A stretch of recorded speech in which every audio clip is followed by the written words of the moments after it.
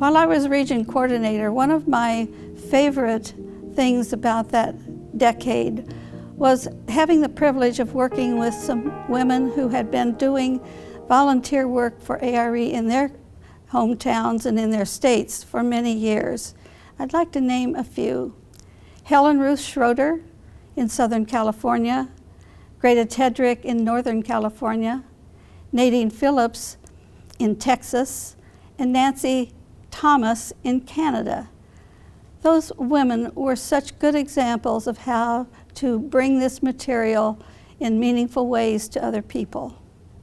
Hi there, I'm Judith Stevens, and I came here to the A.R.E. in 1968, and I met a remarkable woman. Her name was Olive Landers. She was the editor of the monthly A.R.E. news that perhaps many of you received every month in your mailings from A.R.E. I always felt as though Olive was stationed here to help people, perhaps like me, who were looking for answers, looking for a better way to live, and she was magnificent in her ordinariness. She looked like a little lady. You might think that's who she was, but when you spoke with her and she revealed herself, you realized that you were in the presence of an enlightened soul. I am so very grateful to have had that experience and to be able to share it today with you. Good afternoon. I'm here today to honor the memory of Anne Lee Clapp, the female sage of the Egyptian material for over 50 years. Anne grew up in Texas. As a young woman, she attended a lecture by Edgar Cayce, and then she joined a Search for God study group, and they decided to send her to Virginia Beach for a short visit. She decided to stay, and she lived on the 3rd floor of the hospital building next to Ruth Lenore for a number of years. In the mid to late 50s, Edgar Cayce organized the very first project group. The project group was gathered from some of the men and women that worked there at A.R.E. The project group was to totally submerge the participants into a Cayce lifestyle of prayer and meditation, the diet, Cayce diet, dream work, study group work, and also accomplishing a service project together. Anne met her future husband Bob at this group. They married in 1962, and they raised 2 lovely daughters. Bob worked at the A.R.E. in those beginning years, and Anne volunteered here and taught piano lessons. And they together offered a folk dancing group to the community. Anne's first love was in the Palestine period of the Edgar Cayce readings, when the Master walked the earth. But at a staff meeting, Hulin announced that he was going to Egypt and he needed some research done. And Bob volunteered Anne's services. Her work was so helpful to Hulin that he asked her for more research. And then he even asked her to come with him to Egypt. And they became fast friends. The first of her 3 major contributions to A.R.E. was editing the Egypt material for 2 books published in the library series, a daunting task without computers or electrical databases. Her second contribution was conducting week-long conferences on Egypt, where she gave lectures every morning for 3 hours and every evening for 2+ hours.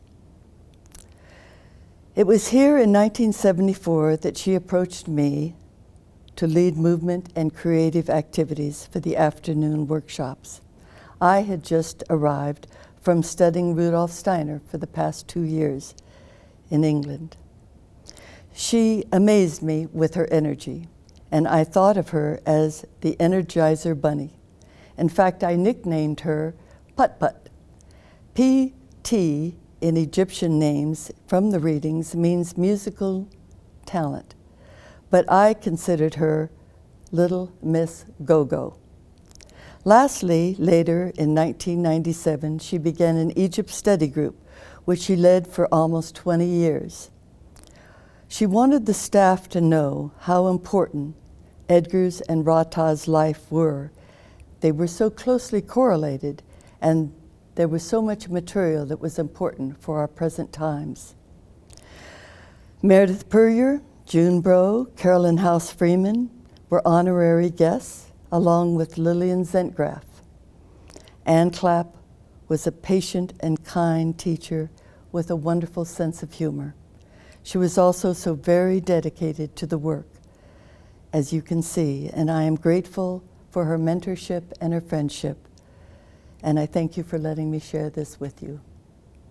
Hello, my name is Alison Ray. Any review of the women of the work of Edgar Cayce would not be complete without the beautiful June Bro. I had the pleasure of knowing June for more than 10 years. We were part of the same Egypt study group here at A.R.E. And June was absolutely magnificent. She was thoughtful, kind, loving, caring, and it's really easy to say all those things. But she put it into practice, which is one of the key elements of the readings. She had a chat here at A.R.E. once a week, and people came from around the world to meet her and learn about her work back in the day when Edgar Cayce was still alive. She had 10 to 15 people in the room with her, and they all came to ask her questions. And she started every chat by asking them about who they were and where they were from and how they became involved with the work. She just loved people. She loved people in the most beautiful way, and she wanted to know everything about the people that she met.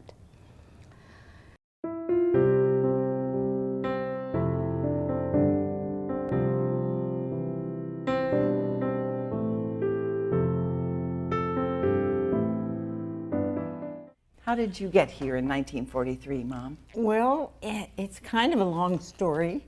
My mother-in-law, she wasn't then. In 1943, in the spring, she was asked to write a review of There Is a River for the Christian Century, the main Protestant magazine. And she was so delighted with the story because Edgar had grown up in the same church denomination that she had for how many generations now? You're the 6th, right? And so she thought, you know, if I get a speaking engagement, she was a writer and a speaker, out east, I'm going to go down there to Virginia Beach and meet the Cayces. So she did, and came down here and spent a week with the Cayces.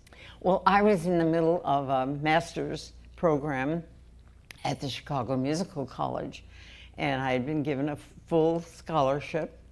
So I thought I was going to be a concert pianist or maybe teach at Juilliard or something like that. And when I got here, Mr. Cayce sort of pointed me in another direction. But anyway, Hugh Lynn, Edgar Cayce's son, had been manager of the A.R.E. at that time, and he was drafted into the Army. And so they needed somebody else to come and help with the readings and with all the office work. So Harmon's reading had said, this entity has worked with the sources of this information before and should again. And so they hired him. And so I dropped out of music school. I figured I could get back to that anytime.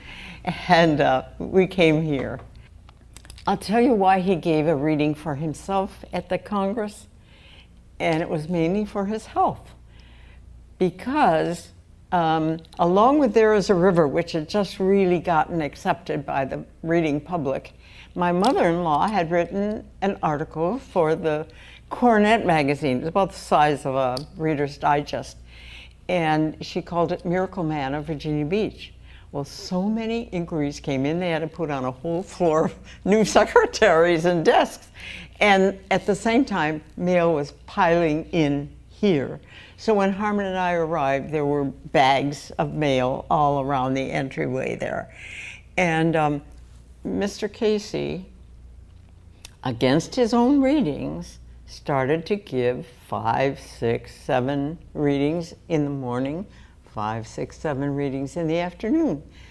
And you can imagine, you can understand that, because he had to walk through the hallway where these letters were all packed, and I helped open some of them so we could schedule them and send them some sort of form letter, or tell them that Mr. Cayce was booked for 2 years ahead. He couldn't handle anymore. And I can tell you, those were the last hope for many of these people. Can you find my son who's missing in action? This was 1943, in the middle of the war. And can you help my mother who's dying of cancer? What can you do about an itch that I've had for years? I can't find any answer for it. You know, it was things like that. Very, can you help my child who's got leukemia? Anyway, every letter had in it something like that. And people would sometimes send stamps. I don't have any money, Mr. Cayce, but would you accept these stamps? You know, it was very heartrending to be part of that process. But in the meantime, Edgar, he didn't have to read those letters to know what was in them. And he just picked it up as he went through. Can you imagine all that he must have felt wanting to help these people? And so he started giving more readings every day, and it was wearing him out. It was really wearing him out. Like, you know, there was a lovely little lake right behind the house, and they had built the office extension onto the house where they lived, and right beyond the office extension was Lake Holly. And Mr. Cayce loved to fish. And you know, you've experienced the heat here, even today, and you can imagine how it was to go fishing in the middle of the day. Anyway, Edgar took a barrel, sawed it in half, put some sod in the bottom of the barrel, planted a tree, and then he put it in the water. And he just pulled it behind his boat. And if he needed shade, he pulled that tree over. Now, isn't that smart? Now, how many people would have thought to do something like that? Hello, everyone. I'm the Reverend Dr. Nicole Charles, CEO of the Edgar Cayce A.R.E. This little segment, known as Women of the Work, we hope it has inspired you to remember the beautiful yesterdays, but also where we are today and the opportunities of where we will be going. Women of the Work is just a special notation of everyone who has shared a part of the journey, making this place what it is, and creating a history that will never be forgotten. We hope you've enjoyed it, and we look forward to new opportunities and new other collaboratives that we hope you will be a part of.